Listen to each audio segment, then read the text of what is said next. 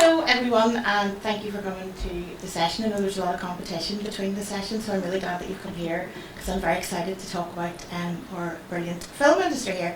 I'm always banging on about our Irish film from the north and the south to many of our hub colleagues, so here's a chance for us just to get straight into your brains here now.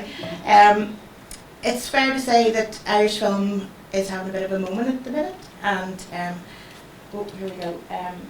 This is one of the least offensive photos of Kneecap that I could find. So Irish film has been having a bit of a moment for the last couple of years, but it should be pointed out that there's been a lot of work going on over the last 40, 50 years, whatever, to get the industry to a thriving industry that it is today. Before I introduce our two lovely guests, I just want to share some context with you all. Some of you might not be familiar with our strange land, and the context in which we work in the film hub in Northern Ireland, because it is slightly different and slightly special than some of the other hubs. So we have quite a complex history. I'm going to not go into it. If you would like to find out more, there are a lot of films about the Troubles. Some are more accurate than others, but you can peruse them at your leisure. Okay. Okay, this is a bit geographical information here. This is the island of Ireland. We're up in Belfast, as you can see. There's a high level of co-production between the two jurisdictions. We have shared border audiences for cinemas, and I found out this 1 in 30,000 people commute and travel across the border each day. So we have, there's a hinterland across there that people go to the cinema and they go to various things, and they do cross the border. So it's kind of, I don't want to say an invisible border, but it can be for certain things. Northern Ireland is the only part of the UK that has a direct gateway to Europe, which is nice. And releases here, and certainly the independent film that we work in, tend to be on an all Ireland basis, so there's opportunities for large-scale marketing and publicity campaigns. There's just some information here about the populations. I was quite surprised to find out that across the whole of Ireland there's more people than there is in Scotland. Who knew? But you can see that in Northern Ireland there's 1.8 million people, so when I say that we're kind of different to a lot of the other hubs, that's kind of what I'm saying in terms of our population and the context that we work in. Okay, just a bit about cinema attendances. It's in the Republic of Ireland, it's 2.3 attendances compared to the highest in 2018, which was 3.3. Does anybody want to guess what country has knocked Ireland off its perch? There's one letter difference. Iceland! Yay! Prize for you, Fran. So Northern Ireland's return to pre-pandemic levels of box office occurred in 2022. It seemed to be a lot more robust, and it was in part driven by particular titles. Banshees of Inisherin, Belfast, The Northman, which was an international production that came in here, and The Quiet Girl, which Rob will talk about later. So those titles, and I know certainly for QFT where we are, that they really helped in getting us kind of back up and running. Joan, is Belfast now the most popular film in the history of QFT? It is, yeah. Yeah, there we go. So there's just a few major differences in the structure of our exhibition landscape. We've predominantly multiplex cinemas. They're everywhere. We have almost double the amount of screens per person, and there's a shorter travel time to your favourite cinema. Tickets are much cheaper. When we go to London and try and buy a ticket to the cinema, we nearly fall over. And when people come here, they go, "Why are your tickets so cheap?" But we only have 2 full-time independent screens in Northern Ireland, and you are sitting in one of them in the beautiful QFT. But we have a very strong non-theatrical circuit, and this is why we set up a project that we'll talk about shortly. So that kind of gives you a view of how we are slightly different again. Okay, so the project I mentioned there is Collective. So Collective is a project that was initially brought together as an initiative to bring exhibition, production and distribution closer together for the good of audiences, because audiences are at the centre of what we do, and we realised there was an opportunity there to kind of to kind of solidify that relationship and get more people out to watch these brilliant films. Two of the titles that we have worked on was Walter and Wildfire, that were both co-productions with Screen Ireland, and were titles of Robert and Patrick, who we have today. So essentially, a collective is, as I say, a touring initiative. We will programme a film with the consent of our members. We check with them that the film's right, and they haven't complained yet about any of our choices, which is nice. And we will centralise the marketing. We deal with distributors and negotiate prices. We pay one fee to the distributor rather than you guys chasing like 12 or 13 different invoices. So we look after that, and the cinema gets to keep all the box. So we're sort of investing back into them as well. And what we have found throughout the 6 years with various COVID difficulties is that the local titles really bring local people out to see them, and they feel a sense of pride in the films that they're watching. And when we bring out filmmakers, producers, directors, cast, they love the questions from real life audiences. It's not an industry screening. Some questions are a bit out there, but they answer them very well. We had one actually, just going off tangent, with Walter, where somebody asked the writer, "Were you happy enough with that ending?" And she was like, "Yes, I was." And somebody asked one of the cast, "Did you mind saying so many F-bombs?" So yeah, so you do get them, but lots of good questions as well. And I think one of the things we found as well is, in terms of using the film, you can sort of explain to people where some of their tax money's going, for when people see the Northern Ireland Screen logo, Screen Ireland, all that stuff, that they feel a real connection to the film. So over the course of the 6 years, this is kind of where we are at the minute. 58 per screening, I don't think is too bad, for especially in rural areas. And I think, as somebody said in one of the previous sessions, if 7 people come to an event, that's 7 people that have come to your event. It's all about context, and they've had a great time.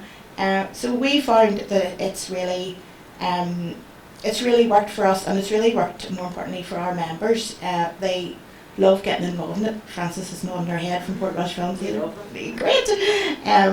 And they all work really well together. Promoting everybody else's show or whatever. There's no competitiveness, because they're all working in their own areas. And this is just a very quick look. I hope you can see that okay. These are the averages attendances for some of the titles that we've worked with. And what we've found is we've a lot of learning from each of these titles. For example, Puffin Rock, it was the first animated feature film made in Northern Ireland.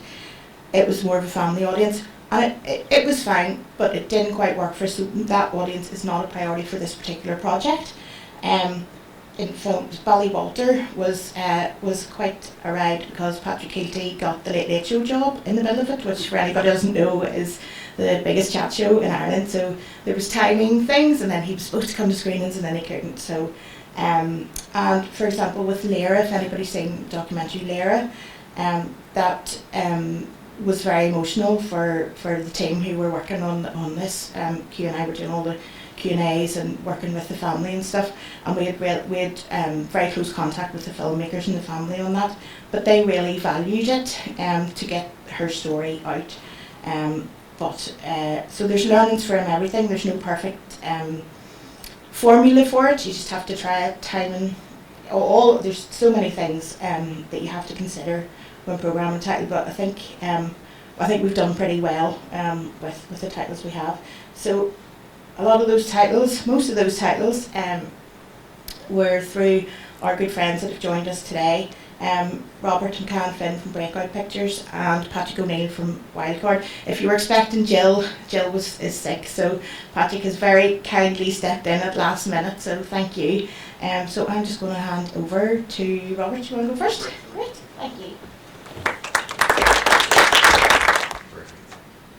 Yes, just before I start, a big thank you to Sara and all the team here for organising this event, and also for the whole film hub setup. It's really, really important to us to get the films out to communities everywhere, not just in the big cities where there's big art house cinemas. We were on an event yesterday actually as well, myself and Patrick, we're like brothers at the moment. And it's so apparent how important community cinema is to a community, and when there's not a cinema there, you need a place for people to come and watch a film together, because that's what it's all about. There's so much choice at home, but to come out and experience and watch a film with people around you is a total different experience. So just big thank you to Sara for all her work over the years. I know it's not easy getting DVDs and files around the country, so thank you. So a bit about ourselves anyway.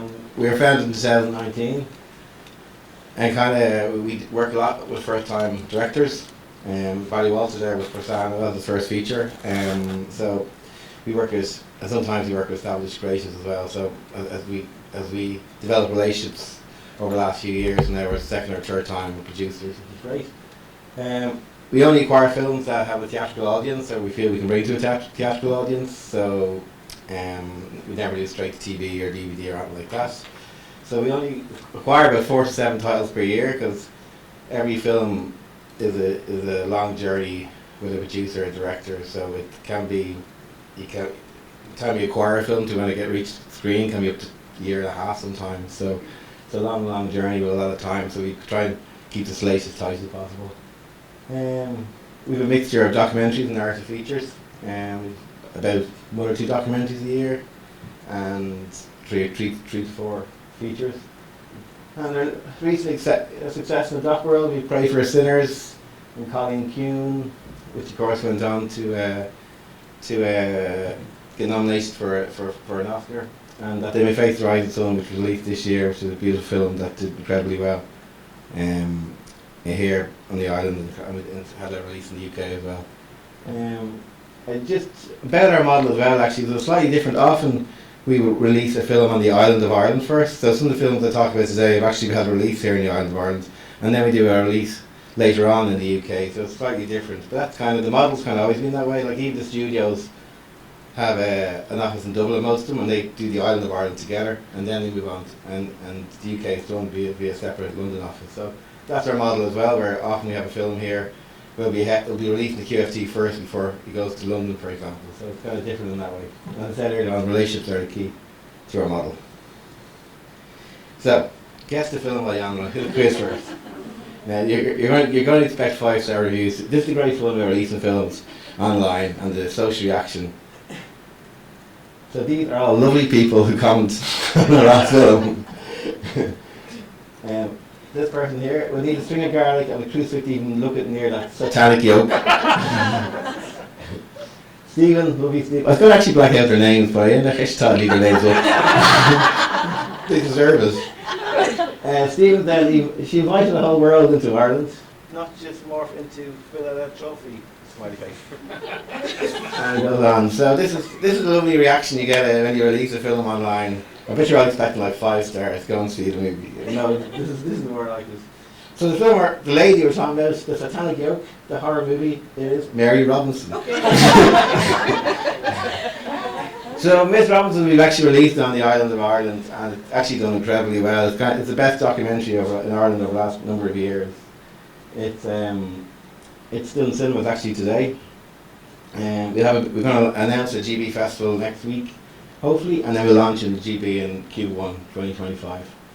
And just if you're programming your cinema, it's good one for International Women's Day, for over here we have St. Bridget's Day, Patrick's Day. I think there's a lot of art about Patrick's Day. I'll just show you a quick look at the trailer. The trailer's PG, so I wouldn't.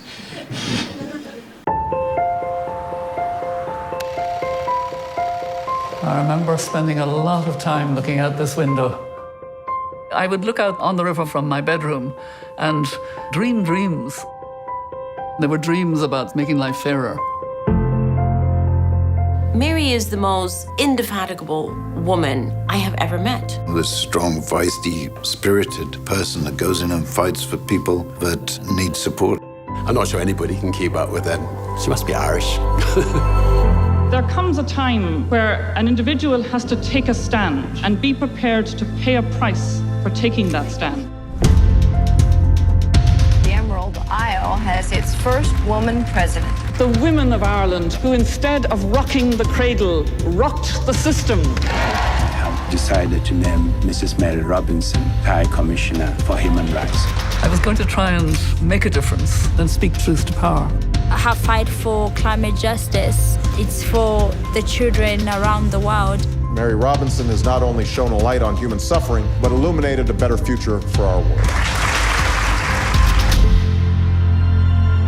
I suppose I would like to be remembered as somebody who saw the need for change during her life and tried to make as much change as possible.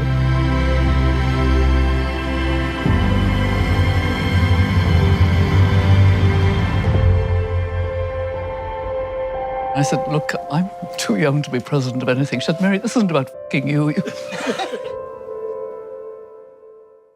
Yeah, the screenings of VNAS actually have been electric. Like the atmosphere is fantastic, and during the movie as well, she deals with a lot of the mistakes she made, and the way she talks about them is really inspiring. And how important it is to own your mistakes and be a leader.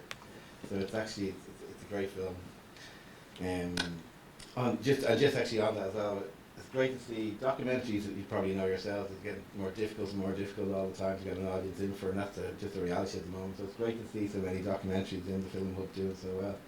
We do love documentaries, so we will continue to acquire them and try and build an audience. And hopefully Mary Robinson now will pass the €100,000 mark in Ireland, which will give people more confidence to acquire them.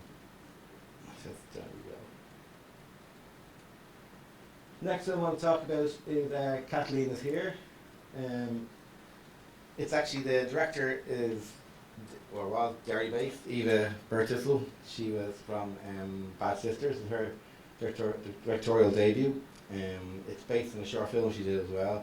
We've been tracking it for years, so we were delighted to acquire it recently. It had its premiere in Rain Dance in London, and then it won an award in the Galway Film Festival as well.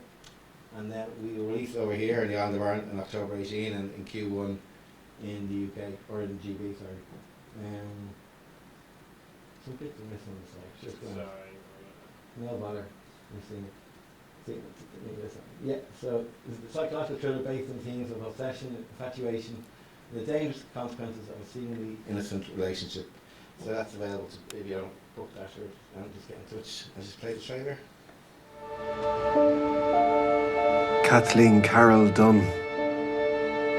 No next to kin. It might feel strange being back here, Kathleen. If you make different choices, things could be a lot better for you. Hiya. We've just moved in. I'm Dee. Hi. You making any friends? One. It's weird now being in the house on my own. If you ever need anything. Thanks. Are we taking in waifs and strays now? She's just lonely. I couldn't have managed on my own at her age. I like your necklace. It's supposed to make your wishes come true. You don't know the first thing about her, Dee. Have I something to be concerned about, Kathleen? What's your fun fact, Kathleen? No family, no friends. I'll find out all your secrets. I heard him, it's a fun night. He is so hot. I filmed it. Stay the fuck away from my farm. When Kathleen was in care, she was moved regularly. Do you want me to kill them for you? I won't tell if you won't. She's trying to ruin me. Us. I like it better when it's just the two of us. I'm here now, Kathleen. Kathleen, do you promise? This is the good bit.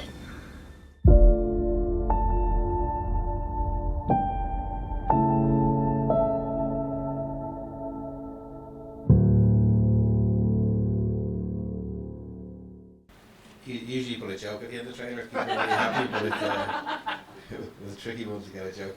So this is just a quick slide on the end of Ryan Blue Road. This actually played in TIFF the other night. Sinead O'Shea, who we worked with before on Pray for Sinners, which got a great release in Ireland last year. It's a beautiful story, narrated by Jessie Buckley. It's based actually, Sinead had a wonderful last few months with Edna before she passed away, and she shared her diaries and her thoughts and her life story. It's just an incredibly moving documentary. which was selected for Toronto Evening on a rough cut, so it was a mad rush to get it ready. So to get finalised, there was no trailers, no trailers or anything like that, because literally only finished a few weeks ago. But it'll be coming cinemas in Q1 2025. And finally, For Mothers, which is in competition at the BFI London Film Festival. Is it this one or next one? Is it this one or next? No, next one, October. So it's Darren Thornton's follow-up to A Day for Mad Mary, that you might have seen. It's a great film. The struggling novelist is forced to take care of 3 eccentric older women and his own mother over the course of one chaotic weekend in Dublin. It's a lovely, charming. We're always asking for more comedy and more uplifting films. I'll be able to put a joke at the end of the film, for example. But yeah, Neil Flanagan, James McArdle, it's just a beautiful story. It's in competition in London, and we hope to release that in April 2025. I think that's it for the moment. Hi everyone, my name is Patrick from Wildcard. Unfortunately Jill couldn't be here today. She was supposed to present, she's ill, so I'm a last minute substitute. So probably not as prepared as Jill would have been on this, so I don't think I have any funny slides like you do with Robert. So you're a tough act to follow. So a little bit about Wildcard first, and then I'll just get into the information we have on the upcoming films. So Wildcard's going now just over 11 years. So we do primarily theatrical distribution, but we release across DVD, well less so DVD these days, video on demand, TV sales. Biggest kind of performers through the years would have been films like Young Offenders, we did Black 47, Wolfwalkers, which was Oscar nominated, and we currently have Kneecap out in cinemas, which is getting a fair bit of news, and we're around 2 million box office now at the moment around UK and Ireland in partnership with Curzon, so it's been a really strong performer for us. We wouldn't say we do any kind of one particular type of movie, it's quite a varied slate. As well as Irish films, we've got good partnerships in the UK, so we would have worked on some releases on behalf of UK distributors. So for example, with the likes of Altitude, we would have worked on the Amy Winehouse documentary, that was the Oscar winner. We would have worked with them with Talk to Me as well, a horror film that was released last year. And then we have a good relationship with Vertigo as well, who we do some work with, and I said Curzon and some others as well. So I'm going to kind of run right into kind of show you what we've got coming up over the next couple of months and into the next year. So let me see. So next month we've got King Frankie coming out. It's a drama starring Peter Coonan. It would have played at Dublin Film Festival, Galway Film Festival, had its international premiere in Shanghai, and it's a Celtic Tiger drama, kind of spans 2 time zones of a man kind of come to terms with events where he's dealing with the kind of certain things that happened to him and impacted his family during the Celtic Tiger, and living with that today. So I think we've got a trailer there we can show. I don't just show for anyone around, you know. I used to be king before this, and I gave it up just to drive you around, you see. King Frankie. That's what they used to call me.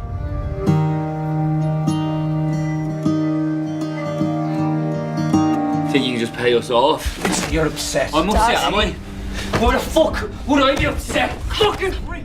Been a long time, Dad. 10 years. Walking along the road at night, dancing my way through those. Sorry I'm late. Like a fucking royal wedding, Frankie. You only turn 8 once. One day you'll be mine. And the money will be in your pocket by the end of the day. It's not my pocket, Mr. Burke. Can we have a chat? Yeah, what about? About the proposal I sent you? Since when did you hang around with a bunch of chances like that, huh? Give me my money. You already owe me money, Frank. I just need a bit of time. Not my fault. You fucked your business down the toilet. You need to calm down. Don't tell me what I need. You have no idea what's going on, do you?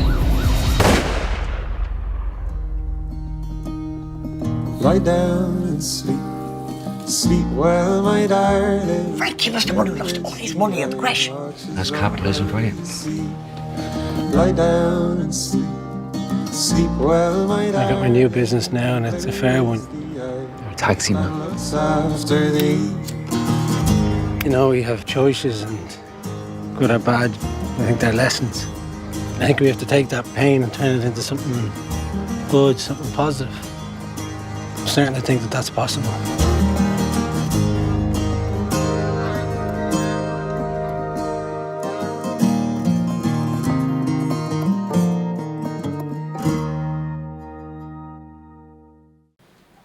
So that'll be out next month. It'll be limited release. It's out released probably between 10 and 20 screens in Ireland. It's a great performance by Peter Coonan in the lead, and yeah, we're very excited with that. It's a first-time director, so we think he's got a lot ahead of him.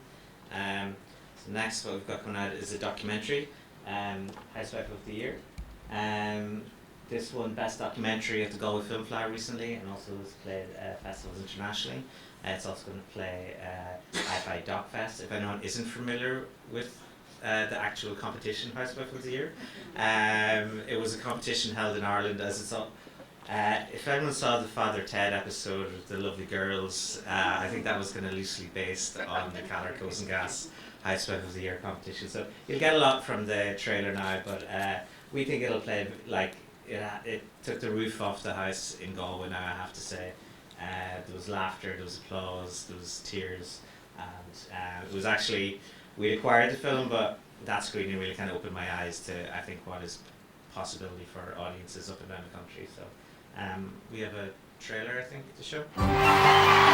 Welcome in Teleland to the final of the Housewives of the Year. Over 1,000 entries for the competition this year. Judged on their abilities to budget effectively and to prepare a simple meal. This is Bernie's beef. Just have a... I told you we met some fascinating and attractive and lovely and talented women around this country this year.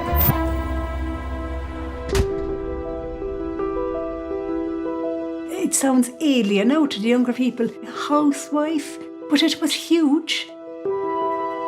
I always think of it as a time when you're a full-time housewife, mother of 5 children, and this is kind of like a day out of that. Life was laid down for women to be married and have children. Expected to be tied to the kitchen sink, as one would say, and expected to be dependent on their husbands. Where did you meet your husband? What did your husband do for a living? How did you meet your husband, Don?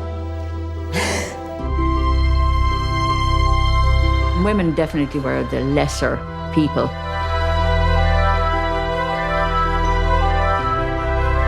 People didn't feel capable of challenging the status quo.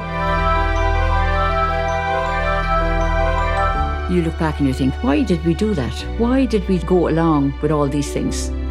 It's just like a dream world.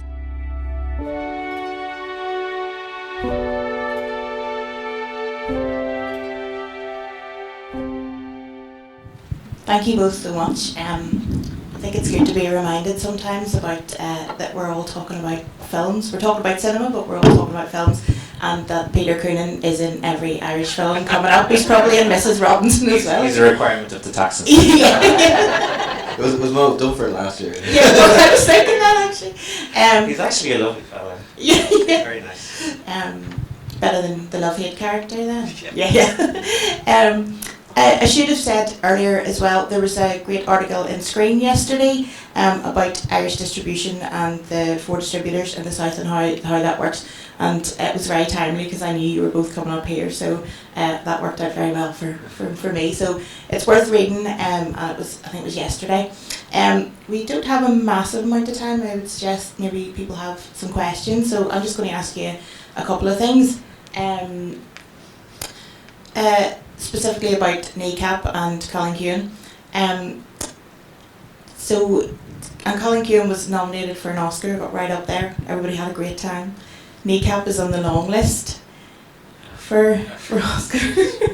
Like it was funny. It was about we were making the film. We kept saying this is the most un-Oscar type film ever. So listen, we've no expectations. In that I know, sense. but you would love to see it. If it happens, it happens. Yeah. You know, Sony are kind of pushing it in the States, and it has its fans. You know, I don't know if I should say this anecdote or not. Go for it. We're all friends here. Now. Won't go any further. Okay. Okay.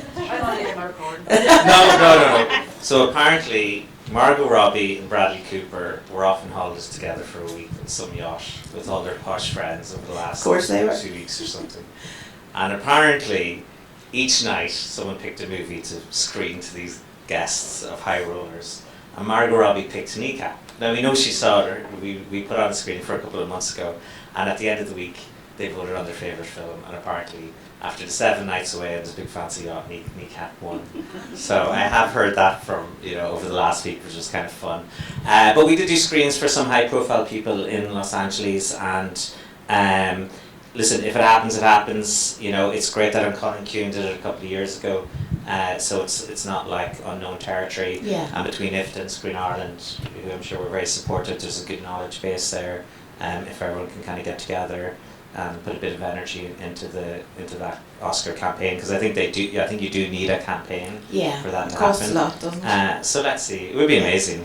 Imagine I don't have to allow DJ Proby to wear balaclava on the ceremony, but let's see. I just want to ask you both on that point.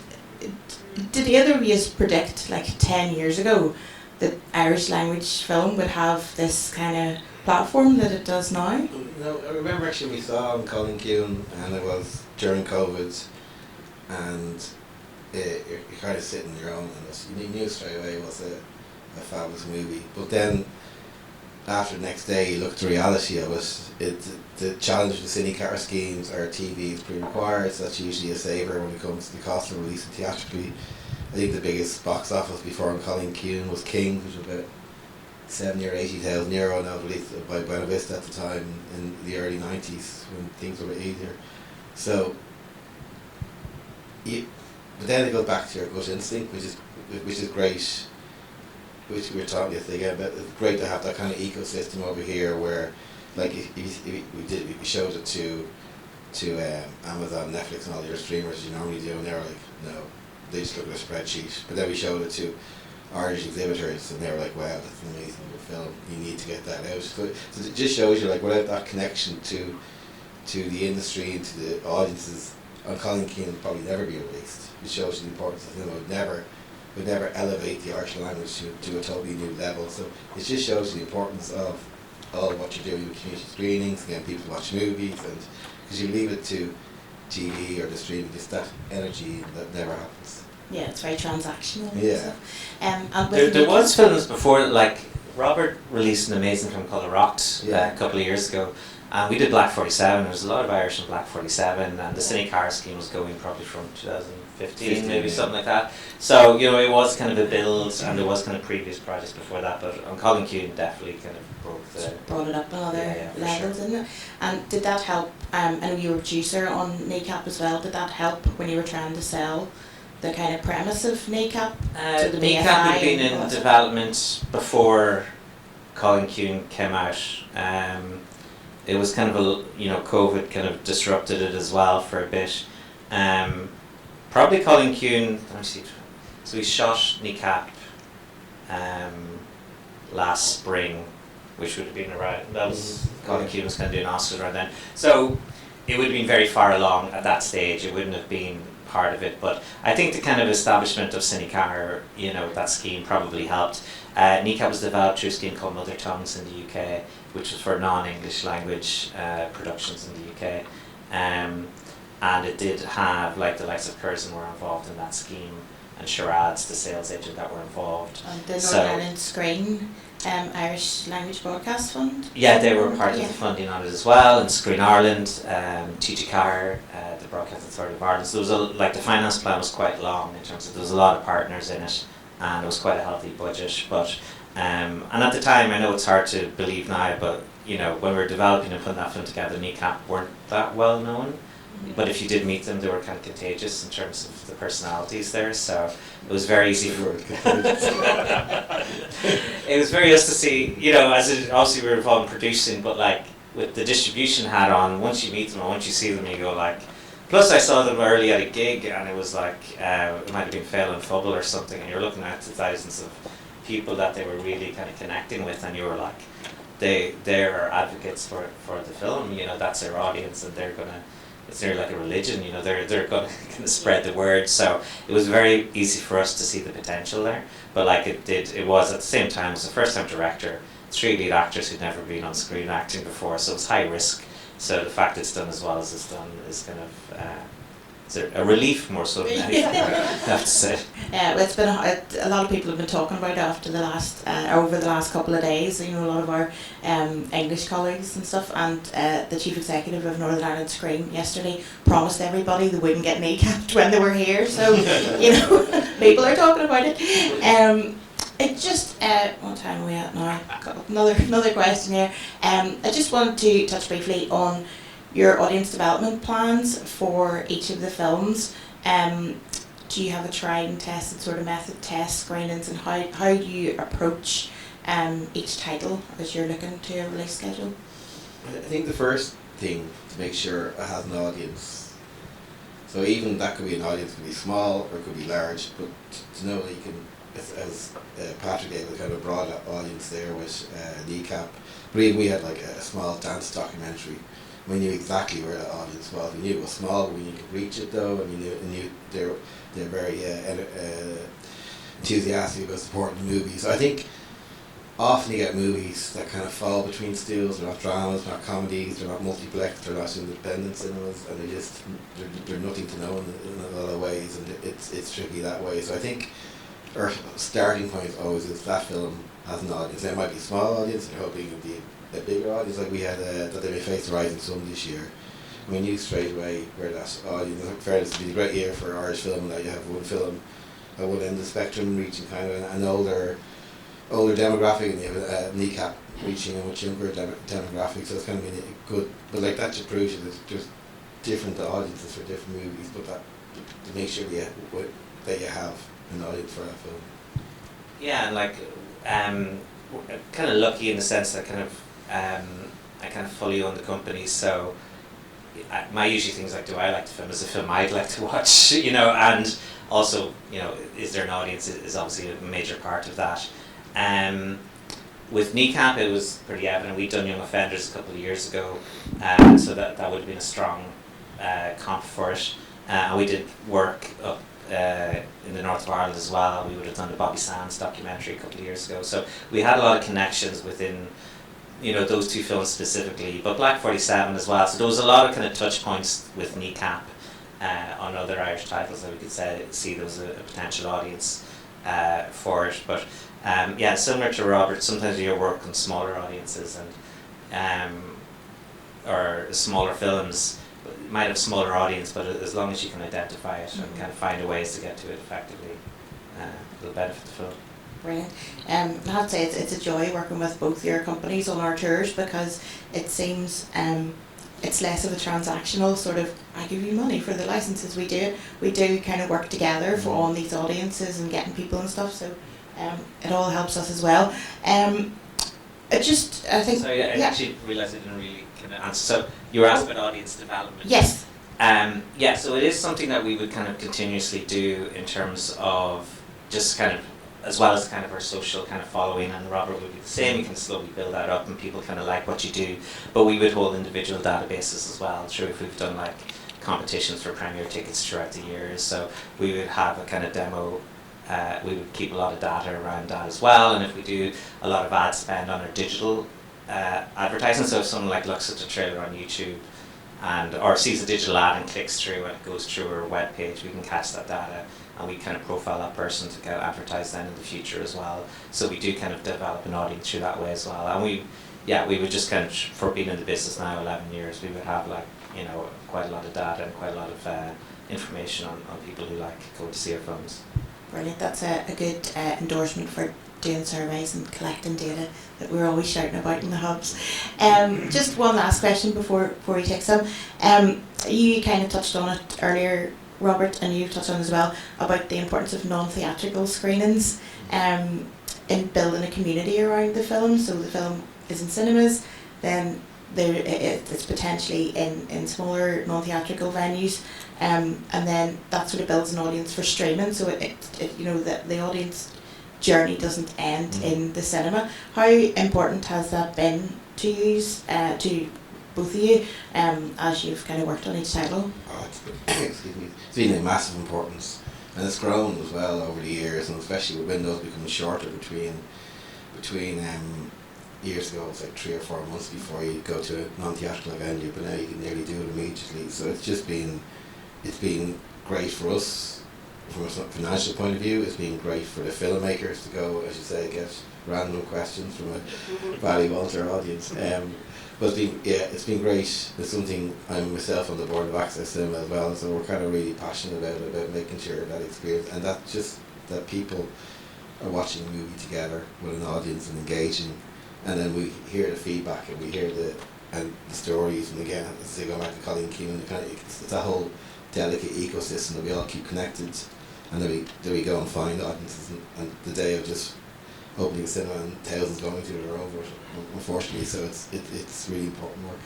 Yeah, and I think when people view the films in that space, they're almost like shown in a different context. There's a multiplex, and I think people really engage with it. And it was interesting, myself and Robert were both speaking on a panel yesterday at another event that was probably more kind of studio focused, let's say, and they were talking about multiplexes in the UK kind of having one social media channel for all their sites, and this kind of disconnect sometimes with the local cinema in a town with the actual local community. So where that cinema wouldn't have its own bespoke communication channels to deal with, and I felt like that was something that needs to be grown with cinema in general. And I guess the site you're talking about is the kind of opposite of that, really. They are like so ingrained in the local, and I think Kneecap is going to do very well. We've screenings starting on the Access circuit at the moment, and I'm sure we're doing screens with you as well. Yeah, we had inquiries, months before you even had the cinema release. I'm sure, Jill would be more informed than I am on that side. But so it depends on the title as well. I think some titles can perform. It was interesting to see your slide there. It's really, really important. And I think it's a good opportunity as well for filmmakers to get in front of audiences and that as well.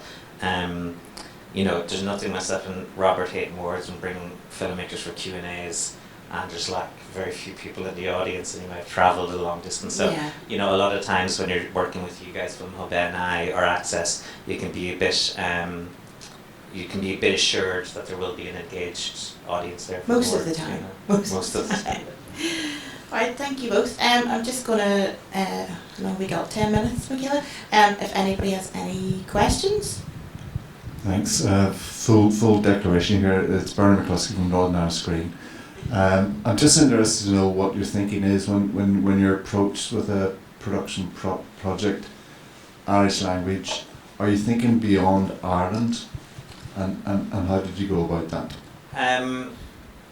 It's kind of odd because Freywalk is Irish language and Kneecap is Irish language, and that wasn't by design really. It was kind of accidental, but. The thing is with the industry is like everyone likes to put things into a box of something that's happened before, so it's like, so there is that automatic, you would get internationally from sales agent that would be like maybe a bit apprehensive of it. And actually, if you look at the data to date, and I know we're talking about Kneecap and Colleen Kuhn and Freywalk's doing well, but before that it's been patchy probably getting films out there. Is anyone from TG Cahir in the room? No. Sorry? You're safe. No, it's just a lot of times in terms of how the Irish language films are funded, often have TG Cahir as a broadcaster or another broadcaster, which can be challenging sometimes in terms of when they want to broadcast a film, the rights they often want international rights for their player. So there's a lot just the nature of the industry the way it is, there's a lot that can inhibit or I don't want to use the word damage, diminish the chances of success maybe. So that can be a challenge sometimes as well. But in terms of it depends on your sales agent and distribution. Some are braver than others, and it depends on the quality of the work, the talent, But I wouldn't be scared off an Irish language film. We've done some to date. I think if it's good enough, it'll find its place. But I would say. It doesn't happen by accident. I do think you need strategy alongside everything. Robert? No, I agree with all you said there. No, I think at the end of the day, you have to do well in Ireland before you even go abroad. So that's kind of the key focus. If you're not doing well in your home territory, you've little chance. But I think that whole business model with TG Cahir and with contracts only better. But I think in the past, TG Cahir had to have another player for the whole world. So, which was a great idea and concept, but in commercial reality you can't sell it anywhere in the world. It's on TV, you can't available to the world. So I think a few little things like that need to be worked out. But yeah, I think. Thanks, Sara. Quick question about just sort of British-Irish kind of relations. Don't want to get too controversial, obviously. But obviously BFI put money into Kneecap, and you know, do you feel amazingly so? Yeah. Well, yeah, supporting a film like a title like that, exactly. Do you think that, and I hate to use the B word, but since Brexit, those kind of positive relationships between distributors, funders, that sort of thing, has improved? I don't think it's diminished anyway. Like I think it's kind of one thing that was always kind of, I used to work in Screen Ireland, so you know, it was kind of looking at the island of Ireland. It was always surprising there wasn't more kind of collaboration on the island. Now I know there's infrastructural kind of challenges to why that was and why that is, but there is more, I think, now. Like Ballywalter was, you know, Kneecap obviously. We're doing a film next year that'll have Northern Ireland. Oh, actually, Saipan as well is North and South and BFI global screen. So it is happening more. I think, you know. I think the bigger problem, the overall market in GB is much tougher at the moment. The overall, the ecosystem's been slightly tilted with Brexit and everything else. So I think overall the market and cinemas are struggling. A lot of cinemas are struggling over there, and production companies are in turn struggling, and independent distribution is finding it really, the whole value-added chain post-theatrical is not working, and then theatrical is not working. So I think that's the bigger challenge that they need to, like, none of this would be possible for us without, probably most 90% releases wouldn't be possible for us without really positive support from Screen Ireland, Northern Ireland Screen, or whoever we're releasing. So I think they need to get that fundamental correct first and improve the overall kind of market before. I think that'll, if anything now, I think it's been led from over here more. Yeah, I think there's something around European cinema in general as well. I don't know the data, but I'd imagine European cinema is probably distributed a bit less in the UK now since Brexit, just to do with kind of Creative Europe and everything like that. Now, there is something that's great for me and Robert actually, and our other distribution partners in Ireland to solve, is we have had conversations with Creative Europe about their kind of, because traditionally, as you know, films kind of get acquired for UK Ireland most of the time. But if it's led by a UK distributor, it's ineligible for kind of Creative Europe support if it's a non-national European film. But if it's kind of, if me or Robert are part of that, there's a scenario where we could probably access European funds for the promotion of those works. It is something we're kind of talking to. We haven't found a solution yet, really, but our solution. But I think relationships are good. You know, like in the film I'm doing at the moment, it's Film Cymru Wales are involved, Bankside Films are UK based, BFI Global Screen, the one we have in production, that is. Listen, there's a shared language, a shared way. I've done kind of co-productions across Europe, and you know, someone said sometimes it's like oil and water. You know, it doesn't mix sometimes. The co-pro model can be very challenging, but the fact we're kind of UK and Ireland or Great Britain and Ireland kind of share similar ideas around kind of legals and film financing and accounting does make that kind of co-pro model easier. You know, it's easier working with the UK than it is anywhere else, really. You know, in terms of that, or it should be at least. Hi, thanks very much for that. I'm from the UK and over in Yorkshire, and I'm just interested in the fact, if you could talk both a little bit about what your hopes are for theatrical. You were talking about it being so difficult, Robert, about independent distributors, and I'm really aware I run a film festival, and the cinema that we have is really supportive, but they do comment all the time that they want to show smaller films that would, you know, outside of the studio system.